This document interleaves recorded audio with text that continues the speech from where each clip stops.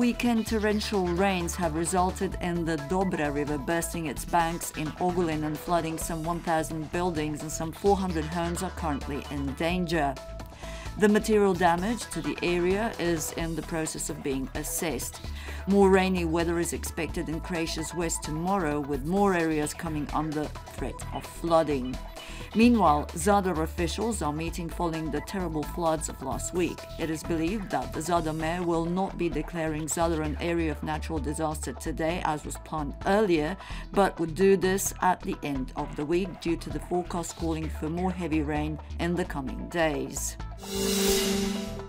The Transport Minister Oleg Butković announced the start of the Pelješac Bridge construction for the end of the year. Speaking to Croatian radio this morning, he commented on the dispute with Bosnia and Herzegovina, which is opposed to the start of the building efforts before an agreement is reached on the maritime border between the two countries. Butković said that Bosnia and Herzegovina should understand Croatia's need to link its territory, which is at the same time EU territory. Butković added that not a single right of Bosnia and Herzegovina had been breached in the upcoming effort. The Finance Minister Zdravko Marić has announced that the new law on the financing of local and regional self-administration would be implemented as of January 1st, 2018.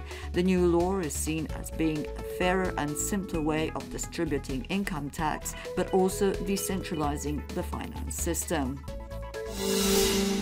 And in other news, Prime Minister Andrej Plenković and Foreign Minister Marija Pejčinović-Burić are to attend the 72nd UN General Assembly, which is to call some 100 world leaders.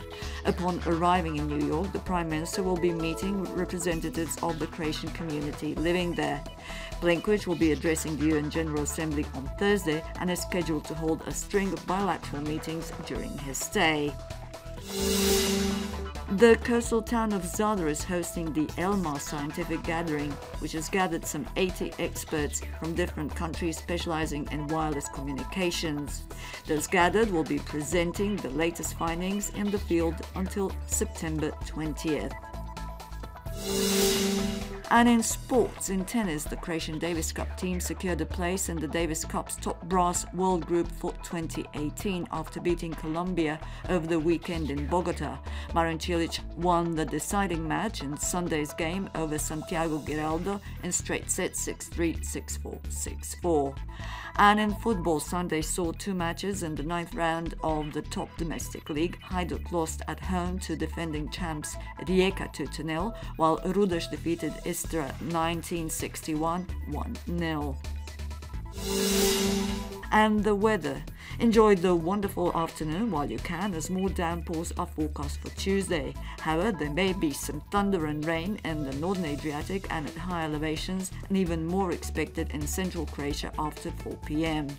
More wetness forecast for the evening, with the northern Adriatic expecting lots of rain. Winds moderate northwesterly in the south, southwesterly and southeasterly in the north, gaining strength overnight with seas becoming choppy. Top temperatures between 18 and 22 degrees inland and up to 24 along the coast and in the Dalmatian hinterland.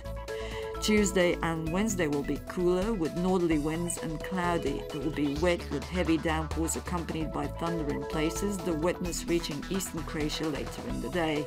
Thursday to see a break in the clouds starting from the west. The Adriatic will most probably be dry with some light bora on Tuesday, while Wednesday will see it gain strength to gale force. It will be blustery on Tuesday too, with high winds and choppy seas.